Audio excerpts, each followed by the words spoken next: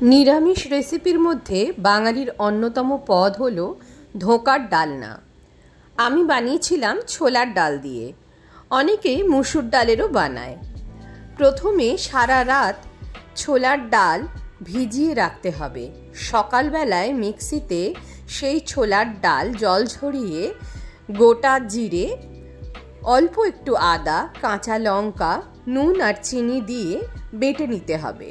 এরপর একটি পাত্রে তেল মাখিয়ে তার মধ্যে সেই ডালকে ঢেলে ভালো করে কড়ায় স্টিম করতে হবে।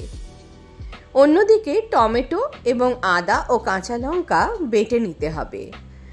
ডাল ভালো করে স্টিম হয়ে গেলে পরে তা ধোঁকার শেপে কেটে নিতে হবে।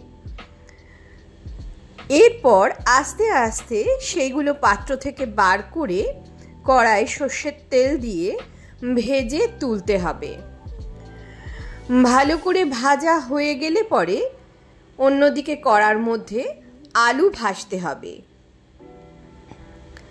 আলু ভালো করে ভাজা হয়ে গেলে আলু কড়া থেকে তুলে নিতে হবে এবং সেই তেলের মধ্যে গোটা গরম মশলা, জিরে ফোড়ন দিয়ে তাতে বেটে রাখা টমেটো, আদার পেস্ট দিয়ে ভালো করে ভাজতে হবে।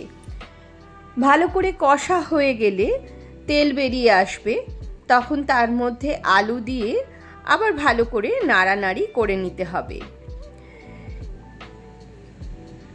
মশলা কষার সময় তার মধ্যে নুন, হলুদ, লঙ্কা গুঁড়ো, কাশ্মীরি লঙ্কা গুঁড়ো এবং অল্প ঘি দিয়ে দিতে হবে।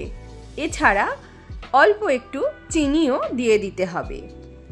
ভালো করে আলুর সাথে মশলা মাখামাখি করা হয়ে গেলে পরে তাতে জল ঢেলে দিতে হবে পরিমাণ মতন। জল ভালো করে ফুটে উঠলে তার মধ্যে ভেজে রাখা ধোঁকা দিয়ে দিতে হবে। ভালো করে আরও একবার ফুটিয়ে নিলে পরেই তৈরি হয়ে যাবে আমাদের ধোঁকার ডালনা।